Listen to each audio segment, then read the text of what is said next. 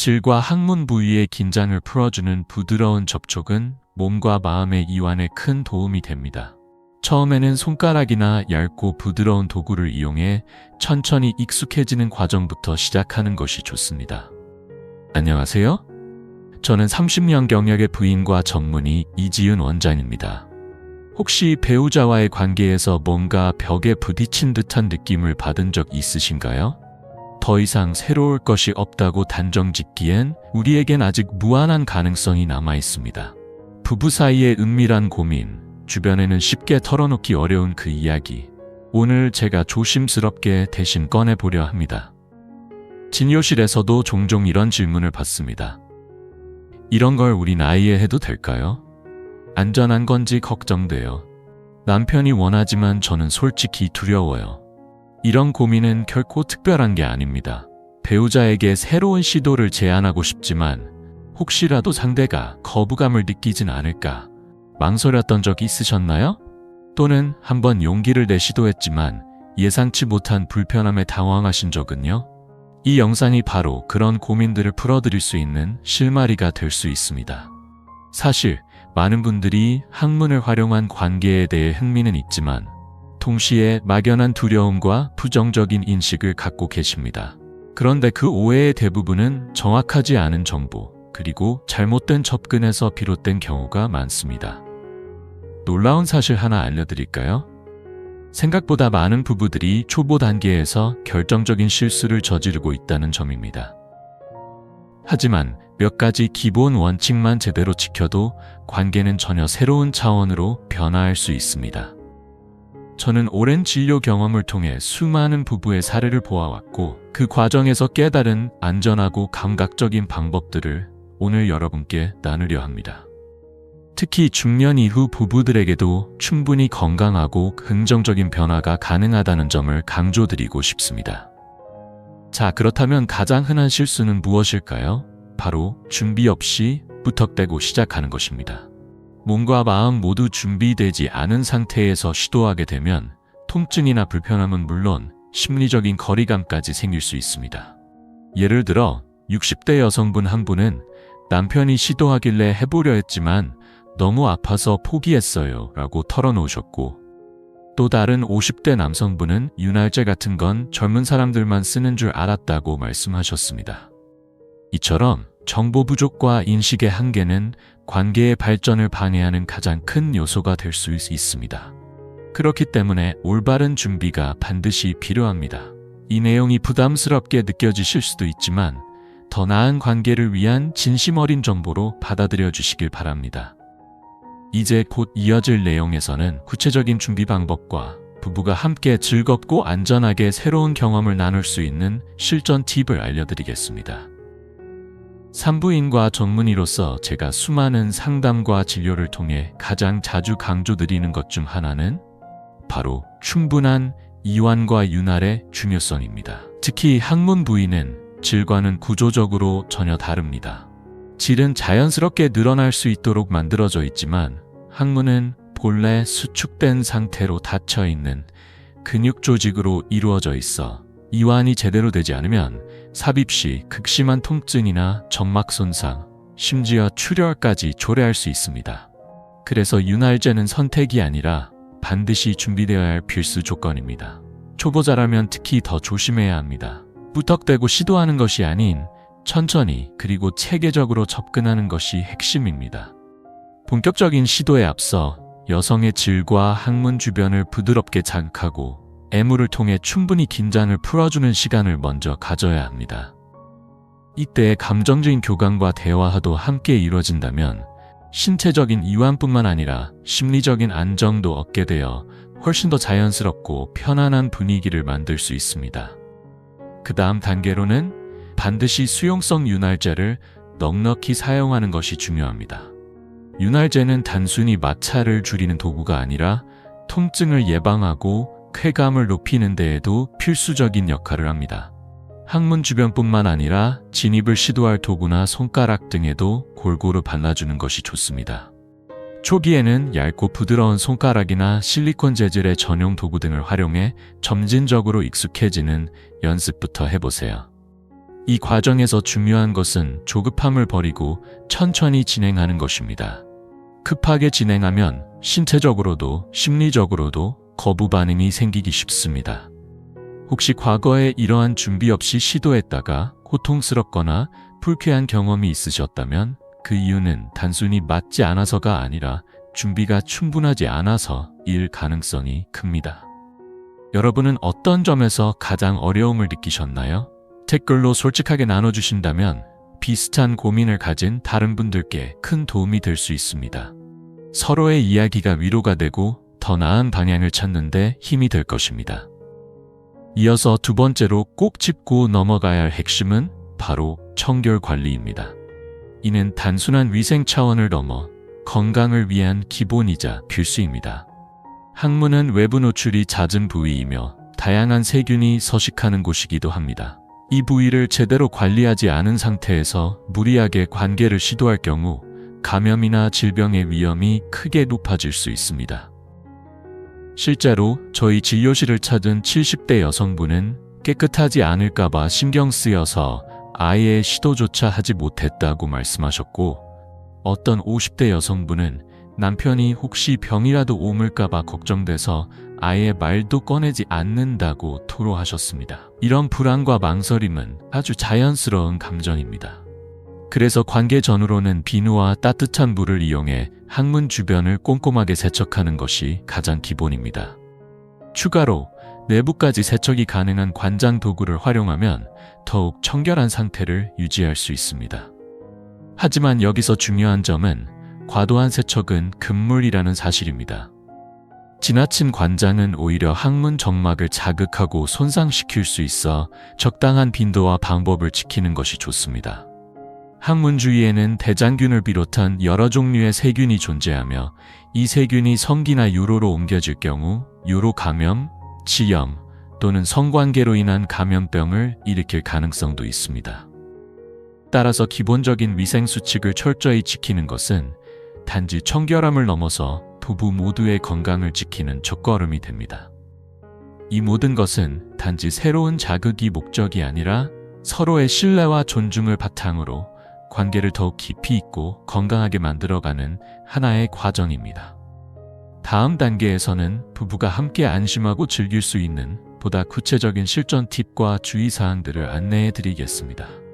조건은 명확합니다. 핵심은 위생과 윤활이라는 두 가지 원칙을 철저히 지키는 것입니다. 이 두 가지가 충족되지 않으면 쾌감을 기대하기는커녕 불쾌감과 부상, 나아가 심리적인 거리감까지 초래할 수 있습니다. 특히 민감한 부위인 만큼 이 두 가지는 절대적인 전제 조건입니다. 단지 흥미나 호기심으로 접근하는 것이 아닌 건강하고 안전한 방법으로 존중과 신뢰를 바탕으로 시작해야 진정한 친밀함을 느낄 수 있습니다. 세 번째로 반드시 기억해야 할 점은 절대로 서두르지 말 것입니다. 많은 분들이 간혹 착각하는 것이 시작했으면 반드시 끝까지 가야 한다는 생각입니다. 하지만 항문을 활용한 관계에서는 이러한 접근은 오히려 큰 실수입니다. 빠르고 거칠게 진행할 경우 통증은 물론이고 상대방의 심리적 거부감을 유발해 이후 시도 자체를 어렵게 만들 수 있습니다. 실제로 60대 여성 환자 한 분은 남편이 너무 성급하게 시도해서 너무 아팠어요. 그 뒤로는 겁이 나서 다시는 하고 싶지 않아요 라고 이야기하셨습니다. 이처럼 속도 조절은 무엇보다도 중요합니다. 시도에 앞서 먼저 상대의 감정과 몸 상태를 세심하게 살피며 신체 전반을 천천히 애무하고 긴장을 풀어주는 시간이 필요합니다. 특히 중장년층 부부일수록 근육이 경직되어 있거나 민감도가 높기 때문에 충분한 전이와 감정적 연결이 필수입니다. 이 과정에서 상대방의 표정, 몸짓, 소리, 분위기를 잘 관찰해야 하며 불편함이나 주저하는 신호가 있다면 즉시 멈추고 대화를 통해 상황을 조율해야 합니다. 무엇보다 중요한 것은 동의의 원칙입니다. 상대방이 말로 하지 않았더라도 몸짓이나 표정으로 원하지 않는다는 신호를 보내고 있다면 그것은 분명한 아니요입니다. 아니요는 그 자체로 충분한 거절의 표현이며 그 경계를 반드시 존중해야 합니다. 특히 항문과 같은 민감한 부분을 다룰 때에는 처음부터 끝까지 상대방의 동의를 계속해서 확인하는 것이 기본 중의 기본입니다. 이어서 많은 분들이 궁금해하시는 네 번째 질문, 과연 어떤 자세로 시작하는 것이 가장 좋을까에 대한 부분입니다. 정답은 딱 하나가 아닙니다. 사람마다 체형, 유연성, 편안함의 기준이 모두 다르기 때문입니다. 과거처럼 특정 자세만이 정답이라는 고정관념은 이제 버려야 합니다. 중요한 것은 신체적 조건과 상황에 맞는 부담 없이 취할 수 있는 편안한 자세를 선택하는 것입니다. 예를 들어 나이가 들수록 관절이나 허리 통증을 겪는 분들이 많기 때문에 무리하게 몸을 꺾거나 버티는 자세는 피하는 것이 좋습니다. 어떤 50대 남성 환자분은 허리가 좋지 않아서 특정 자세를 유지하기 너무 힘들다고 말하기도 했습니다. 이런 분들께는 여성 파트너가 옆으로 누워 무릎을 살짝 굽히는 자세가 도움이 될 수 있습니다. 이 자세는 몸 전체의 긴장을 줄여주고 삽입자도 시야 확보가 쉬워 조심스럽게 진행하기에 좋습니다. 또한 베개나 쿠션을 활용해 엉덩이 아래에 받쳐주면 각도가 안정적으로 조절되기 때문에 몸의 부담을 덜어주고 접촉 시의 압박도 자연스럽게 분산됩니다. 파트너와의 대화도 용이하고 서로의 반응을 살피기에도 탁월한 자세입니다. 결국 자세 선택의 기준은 무리 없이 편안하게 긴장을 최소화하면서 서로의 반응을 확인할 수 있는 것입니다. 불편한 자세를 억지로 유지하거나 신체적으로 무리를 주는 행동은 관계의 즐거움을 오히려 방해할 수 있습니다. 이 모든 것은 단순한 성적인 자극을 넘어서 서로에 대한 배려와 신뢰를 통해 더 깊은 유대감을 형성하고자 하는 마음에서 출발해야 합니다. 이어지는 다음 내용에서는 초보 부부를 위한 실질적인 자세 예시와 안전한 진행을 돕는 간단한 도구 활용법 등에 대해 더욱 자세히 알려드리겠습니다. 초기 시도에 적합한 자세는 단순히 육체적인 접근만을 고려해서는 안 됩니다. 가장 중요한 기준은 배우자가 편안하고 심리적으로 안정감을 느낄 수 있는 자세를 함께 탐색해 나가는 것입니다. 성생활에서의 자세는 단순한 성적 기술이 아니라 두 사람의 감정과 신체가 자연스럽게 연결될 수 있도록 도와주는 교감의 통로입니다. 각자의 신체 조건과 상황에 맞춰 서로를 배려하는 자세 선택이야말로 건강하고 행복한 관계로 이어지는 지름길입니다. 어쩌면 지금 이 글을 읽으며 우리도 한번 시도해볼까 하고 생각하셨을 수도 있습니다. 하지만 이때 반드시 기억해야 할 원칙이 있습니다. 배우자의 자발적인 동의 없이 강요하거나 몰아붙이는 행동은 절대로 안 됩니다. 진정한 친밀감과 쾌감은 상대방을 존중하는 마음에서 비롯되며 강요 없이 자연스럽게 공감과 신뢰를 통해 형성되어야 합니다. 부끄러워 말하고 어색하다고 피하지 마세요. 오히려 그런 순간일수록 필요한 것은 솔직한 소통과 존중하는 태도입니다. 아무리 풍부한 지식과 기술을 알고 있더라도 배우자의 감정과 반응을 무시한 채 일방적으로 행동한다면 아무 소용이 없습니다. 많은 부부들이 말하지 않아도 알겠지라고 생각하며 오해를 쌓아갑니다. 하지만 현실은 다릅니다. 실제로 70대 남성 환자 한 분은 처음 시도했는데 아내가 아무 말도 안 하니 좋았는지 나빴는지 도무지 모르겠더라고 말했고, 또 다른 분은 무조건 좋다고만 하니 오히려 솔직하지 않은 것 같아서 답답하다고 하셨습니다. 이런 이야기들은 결국 진정한 즐거움은 기술보다 마음의 연결에서 나온다는 점을 잘 보여줍니다. 그래서 다섯 번째로 강조하고 싶은 핵심은 배우자의 반응을 민감하게 관찰하고 솔직하게 대화하라는 것입니다. 성적인 관계는 결코 혼자만의 행위가 아닙니다. 그것은 두 사람이 함께 호흡을 맞추며 만들어가는 섬세한 춤과도 같습니다. 상대방의 표정, 몸짓, 숨결까지 세심하게 관찰하며 지금 괜찮아? 이 느낌 어때? 혹시 불편한 건 없어? 같은 말로 끊임없이 교감하는 것이 중요합니다. 이런 소통은 단지 성적인 쾌감을 위한 것이 아니라 두 사람 사이의 정서적 연결을 더욱 깊고 풍부하게 만들어줍니다. 진정한 친밀감은 강한 자극이 아닌 작은 움직임 속에서 서로의 마음을 읽어내는 감수성과 배려에서 시작됩니다. 눈빛 하나, 손끝의 떨림, 조용한 숨결 하나만으로도 서로의 감정을 교감할 수 있다면 그 순간이야말로 부부관계의 가장 아름답고 따뜻한 순간일 것입니다.